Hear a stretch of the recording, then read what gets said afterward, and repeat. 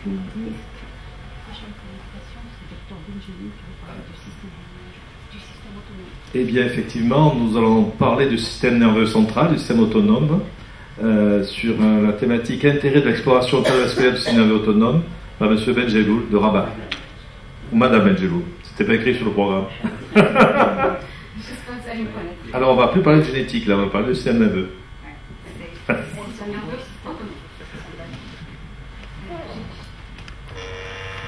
Alors, Monsieur le Président, Madame la Présidente, mes chers collègues et amis, j'ai le plaisir ce matin, d'abord je veux remercier la Société marocaine de cardio d'avoir mis cette présentation à jour. Alors, j'espère vous intéresser aussi bien qu'à la présentation précédente. Je vais vous parler de l'exploration, l'intérêt de l'exploration du système nerveux autonome dans l'HTA essentiel.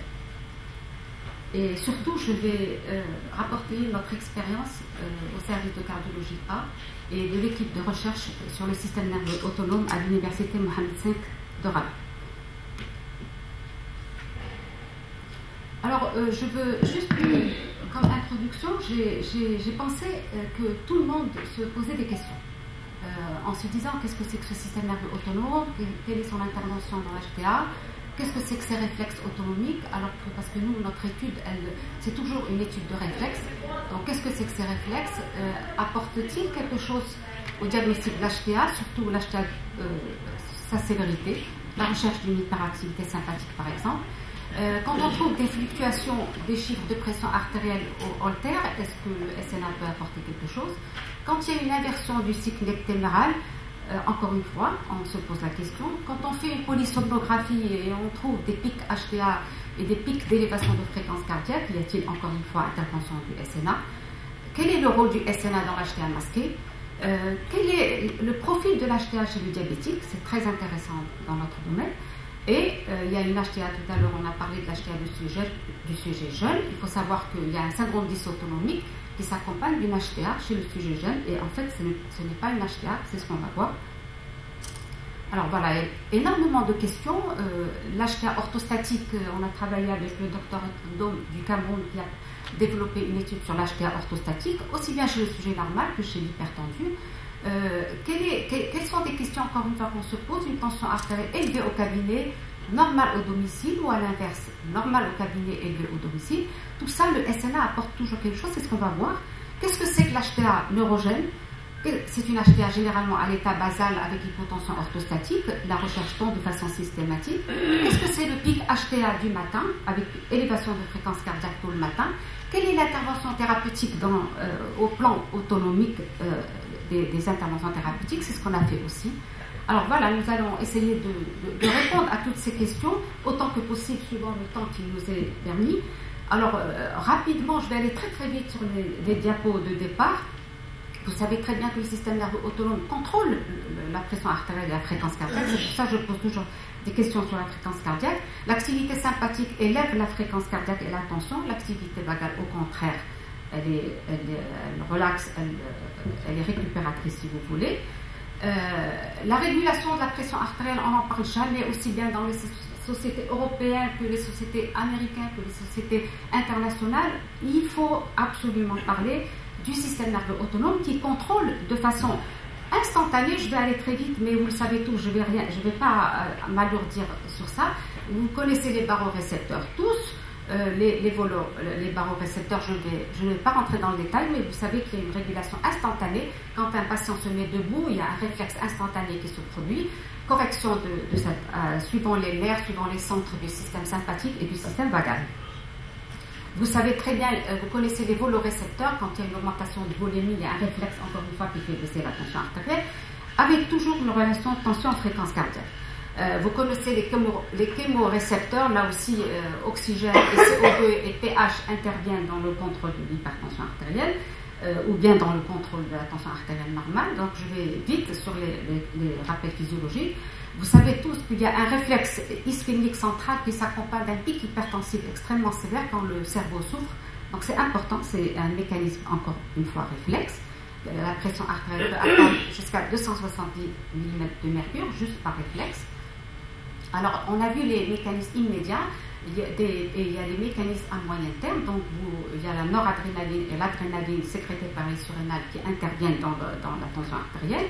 Donc encore une fois, je vais vite, et le système enfin rénine-angiotensin que vous connaissez tous, je ne dirai rien là-dessus.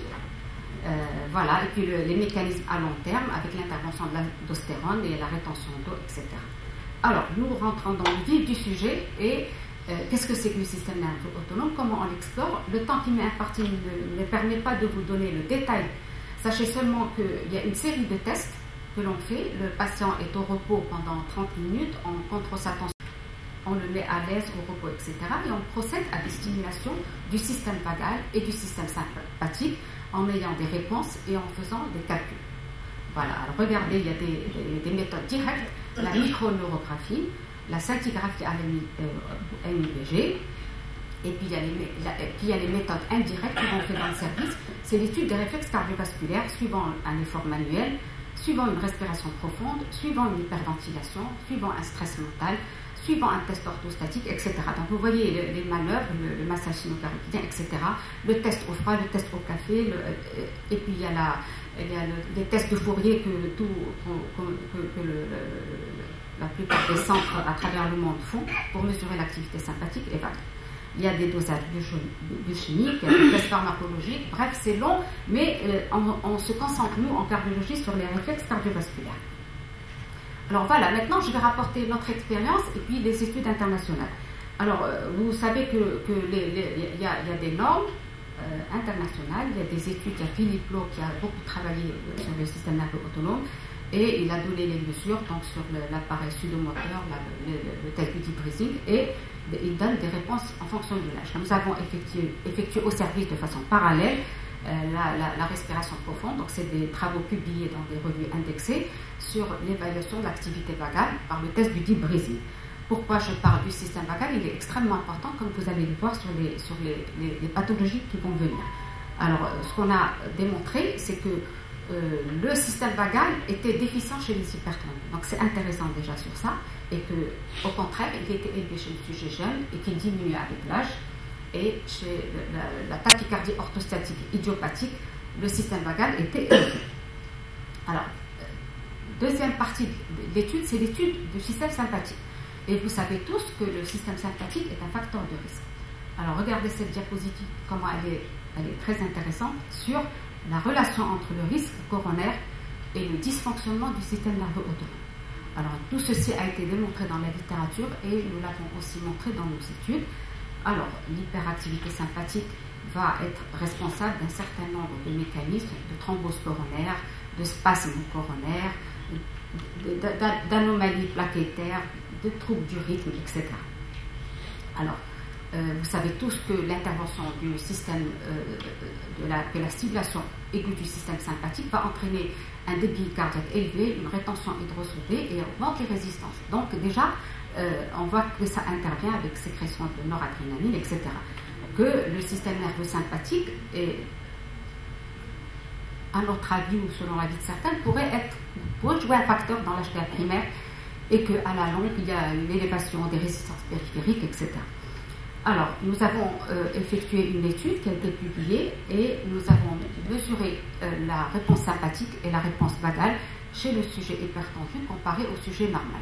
Alors, c'est très intéressant, donc sur 100 patients, et nous avons démontré que la réponse sympathique était significativement plus élevée chez l'hypertendu par rapport au sujet normal. Et qu'au contraire, la réponse vagale était significativement moins élevée par rapport au sujet normal. Donc ça, c'est une étude qui a été pratiquée en 2009, publiée.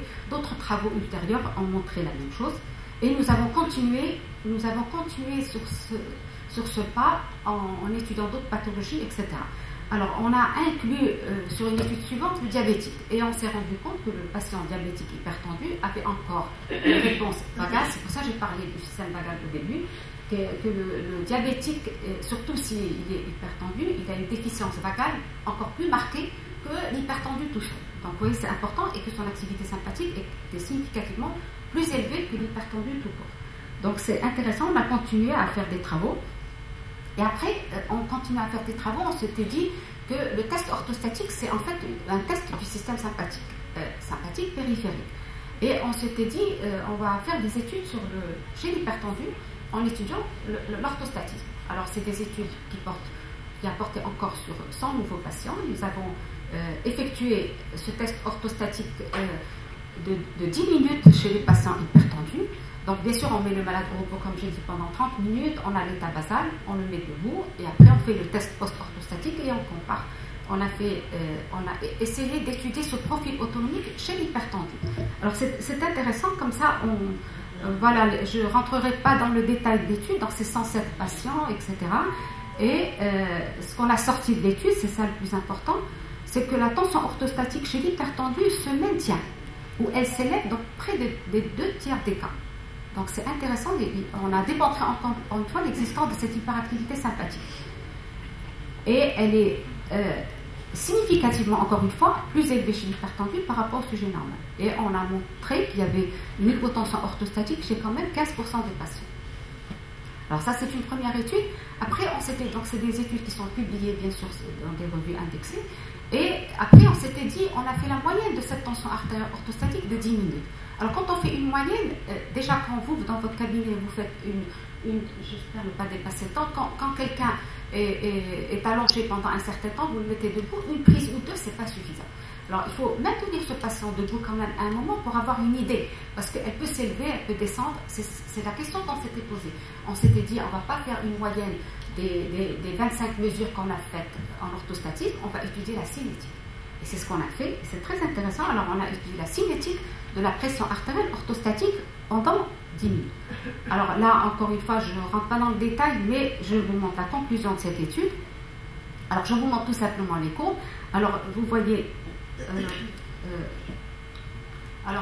là, le premier groupe, le patient est hypertendu, et regardez, quand il se met debout, sa tension monte beaucoup. Alors c'est très important cette tension qui monte debout. Quand vous traitez vos patients, il faut savoir qu'à l'ortho, par exemple s'ils sont 15, il faut voir ce qu'ils font debout pendant un certain temps. Est-ce qu'ils font du 18? Est-ce qu'ils font du 20? Est-ce qu'ils sont normalisés? Sachez que ces tensions orthostatiques altèrent sévèrement, je vais le montrer dans des articles, sévèrement le côté cérébral et bien sûr le côté cardiovasculaire. Alors regardez cette tension qui se monte et qui se maintient élevée. Donc quand même, et au contraire, encore un autre groupe, elle s'élève, mais elle se maintient élevée, mais elle continue pas de monter.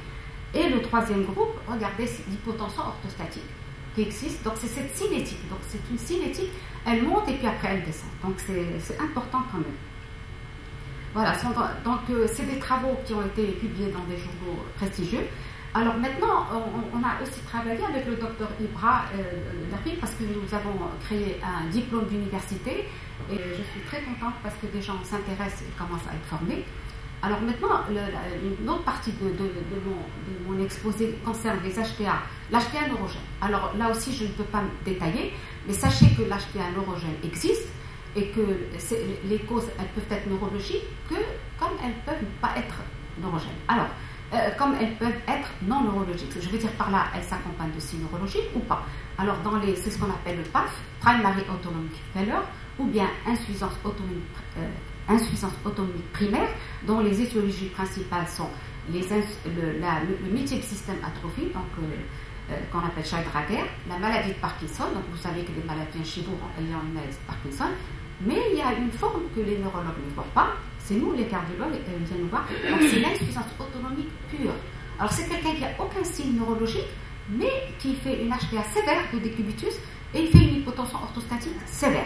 Donc, c'est des HTA sévères de décubitus avec hypotension orthostatique. J'insiste beaucoup, comme quoi ils sont asympathiques autonomiques. Alors, ce groupe de malades n'élève pas leur parce que l'HTA neurogène et l'HTA non neurogène s'accompagnent d'élévation de fréquence compensatrice, alors que ce groupe-là, la fréquence ne monte pas. Alors, vous imaginez le symptôme, les malades qui tombent, qui font des syncopes, etc. Alors, je vais essayer d'aller plus vite. Alors, dans l'HTA neurogène, elle peut être donc primaire, comme elle peut être secondaire, et chez le diabétique. Et vous voyez tous des diabétiques quand même. Alors, c'est très important d'étudier le diabétique. Je vais vous montrer des études passionnantes. La NAC, la neuropathie autonome cardiaque, l'HTA de primo-décubitus, le collapsus orthostatique, post-orthostatique, et l'élévation de fréquence, la tachycardie sinusale du diabétique par déficience vagale. Voilà, donc ensuite il y a les autres maladies générales, la neuropathie amyloïde, etc. Et vous avez des HTA avec hypotension orthostatique. Alors encore, donc un autre syndrome, c'est le syndrome d'apnée du sommeil, qui est responsable d'accidents vasculaires, comme vous savez très bien. Donc je passe pour aller plus vite. Alors on a fait des études très intéressantes chez le diabétique hypertendu et le diabétique, je vais aller vite, diabétique hypertendu et diabétique non hypertendu. Et le résultat de cette étude qui est publiée encore une fois dans une revue prestigieuse, alors voilà, le résultat, c'est que le diabétique hypertendu fait plus d'hypotension. Regardez, l'hypotension orthostatique a été trouvée chez 42% des patients diabétiques hypertendus, alors qu'elle n'est retrouvée que seulement chez 13,6% des patients diabétiques non hypertendus. Sachez que le diabétique, quand il fait une HTA, c'est sévère.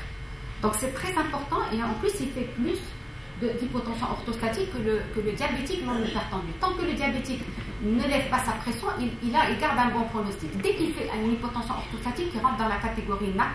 Et c'est très embêtant avec... voilà, alors je vais... donc, une autre étude, on a travaillé sur l'HTA masqué, donc on s'était dit, qu'est-ce que c'est que cet HTA masqué? Donc, ce sont les questions que je posais au départ. Alors, l'HTA masqué, encore une fois, on y a travaillé et on a regardé, c'est très intéressant, la réponse est significativement plus élevée quand on fait les tests de stimulation sympathique.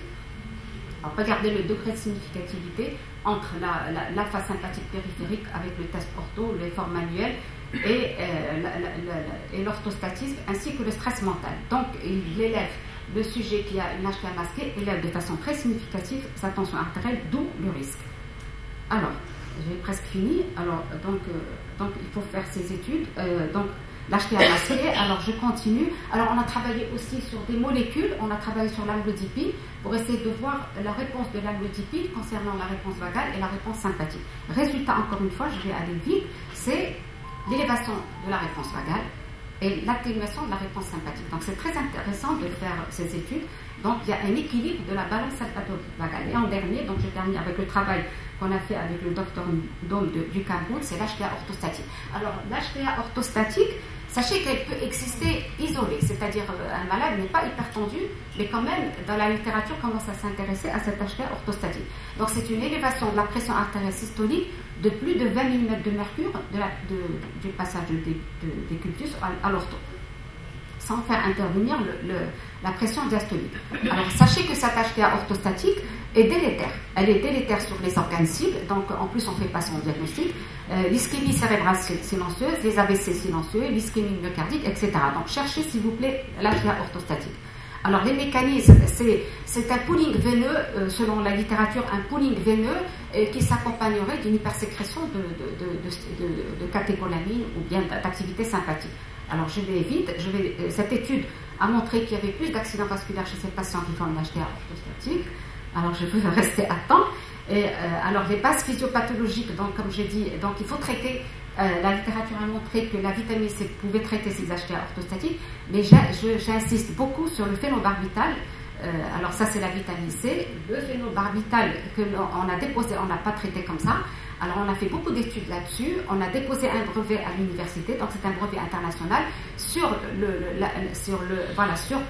une nouvelle application du phénobarbital à très faible dose dans les dysrégulations autonomiques. Il atténue l'activité sympathique, il traite l'HTA orthostatique.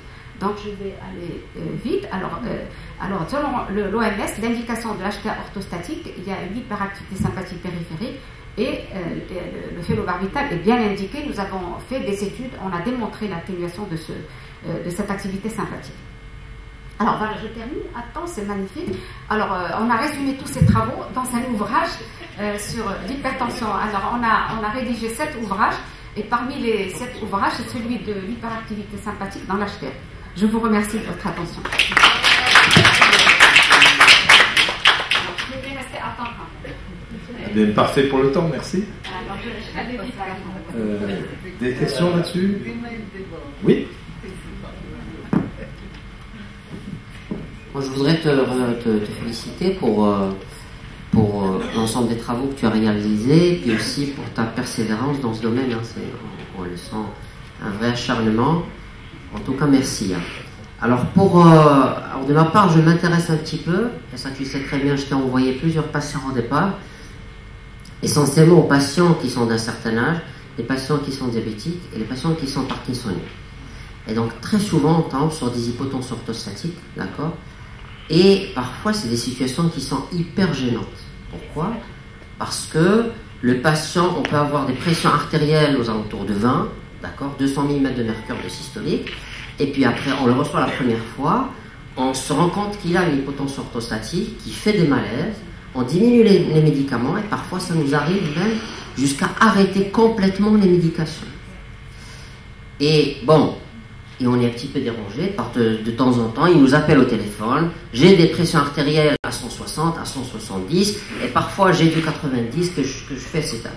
Alors il y a des fois où je suis même amené à gérer le traitement en fonction de la pression artérielle.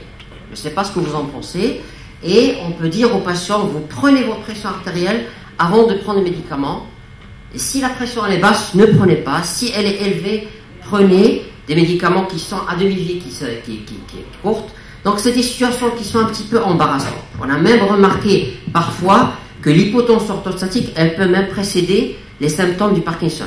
Il y a des syndromes extrapyramidaux, et donc ça, on en a vu. Le problème, je demandais les explorations du système nerveux autonome, mais le problème, c'est que faire après? Déjà, le compte rendu, il est un petit peu complexe, un petit peu compliqué, on ne comprend pas tout. Il y a une hyperstimulation sympathique, vagale, etc., etc. Donc, on a besoin, quand on demande une exploration dans ce sens, d'avoir une conclusion claire et nette, bien sûr scientifique, mais aussi sur la conduite. Comment est-ce qu'on peut avancer chez ce patient-là? Et ça, je pense, ça va. Alors, je vais répondre. Je crois que je suis là. Je ne veux pas être prétentieuse, mais je suis la seule à donner non seulement le diagnostic, mais en plus des suggestions thérapeutiques. Alors, je vous marque le traitement et même en détail, et je mets mon numéro de téléphone. C'est pas possible. Je donne le détail de la conduite à tenir. Parce que le SNA est complexe.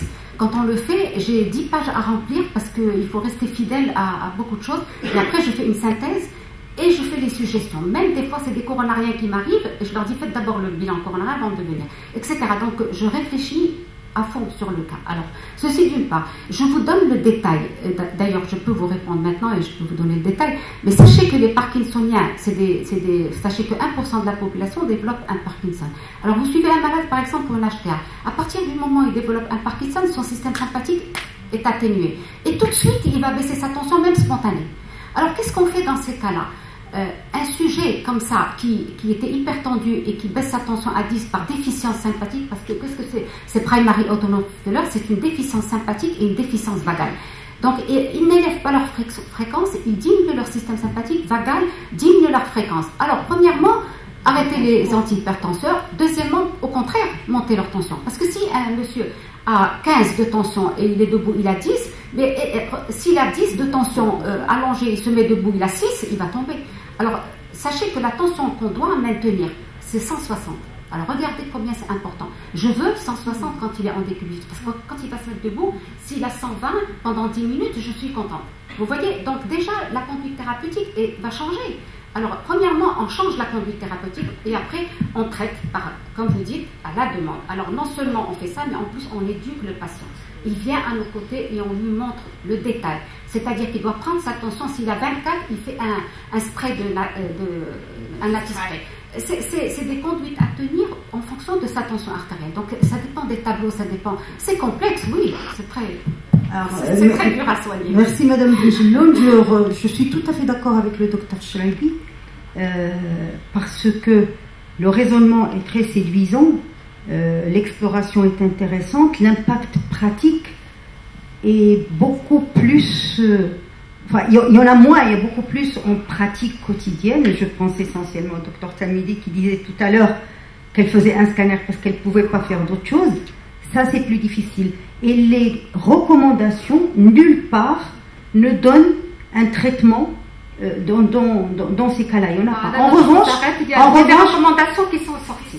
Alors là, attends, tu répondras après. Excuse-moi. En revanche, je dirais pour le patient du docteur Chraibi, la MAPA peut t'aider pas mal dans ces fluctuations tensionnelles, essentiellement nocturnes d'une part, et d'autre part, pour l'hypotension orthostatique chez ces patients, les bas de contention, la contention veineuse aussi peut être contributive et est intéressante à considérer. En revanche, le phénobarbital, c'est sorti dans les recommandations? Je l'ignore s'il est sorti. Non, attendez. Parce que, premièrement, le système nerveux autonome, c'est comme l'IRM. Je travaille sur la médecine nucléaire. Tant que les spécialistes la faisaient, ça ne marchait pas. Et il a fallu que les cardiologues s'y mettent pour que ça marche. L'IRM, la même chose. Et maintenant, le système nerveux autonome, l'exploration est prise par les neurologues. Alors, les cardiologues qui font le système nerveux autonome sont très peu nombreux. Donc, c'est pour ça que ce sont les neurologues. Et en plus, ils ne font pas les tests des réflexes cardiovasculaires. Donc, sachez que c'est innovateur. Sachez que c'est extrêmement intéressant, c'est passionnant, ça répond à énormément de questions. La conduite thérapeutique est expliquée de façon claire. Alors, les recommandations, je vous dis, voilà, on a travaillé pendant 20 ans sur ça. Et maintenant, alors je vous dis, 7 sociétés savantes, la société de rythmologie, la société d'HTA, la société European Society, l'American Society, ils se sont tous mis d'accord pour sortir en juillet 2007, ils sont sortis des recommandations des syndromes dysautonomiques. Attendez. Je n'ai pas terminé. Alors, rapidement parce que je vous cède la parole. Il n'y a pas de problème. Et de plus en plus maintenant, les recommandations vont sortir. Je suis d'accord avec toi que malheureusement, c'est un domaine négligé par la société. Maintenant, les Américains, j'ai assisté au congrès américain, ils ont accepté mes papiers, mes présentations. Ils s'y mettent. Sachez que les sociétés de cardiologie et d'HTA s'y mettent. Et ils s'y mettent. Même les endocrinologues du Maroc qu'on a invités pour notre journée nationale du système nerveux autonome, la NAC, ils se disaient on est loin, on n'y est pas, vous voyez. Donc c'est innovateur, c'est voilà. C'est très intéressant, ça, on ne le conteste pas. Vous êtes passionné par le sujet, mais pour l'heure, il n'y a pas vraiment d'impact pratique pour le praticien. Il n'y a pas de retombées pratiques. Je suis désolée, il y a des non. Là, je vous arrête parce que le côté pratique est extraordinaire et nous avons des résultats des résultats magnifiques. Vous pouvez demander aux patients, c'est des résultats magnifiques. Et les malades nous viennent, il y a des témoins. Demandez aux étudiants, à nous qui viennent assister. Magnifique. Sur les publications en dehors des tiennes, on ne voit pas réellement de résultats importants. Alors, tu es une pionnière dans le domaine. Voilà, le jour où l'échographie est sortie, je me souviens, il y a un des cardiologues qui a dit c'est de la foutaise. L'écho-cœur. Imaginez maintenant la place de l'écho-cœur. Il a dit l'écho-cœur, c'est le moment où excusez-moi, mais nous avons déjà un quart d'heure de retard, donc on vous remercie. Simplement, je vous dirais aussi que la Société française d'hypertension a fait des recommandations sur l'hypotension orthostatique, dans lequel il y a une iatrogénicité aussi de la dysautonomie. Donc effectivement, il faut faire des aptitudes pratiques là-dessus. Mais bon, le temps nous est imparti de dire que maintenant on passe à l'insuffisance rénale.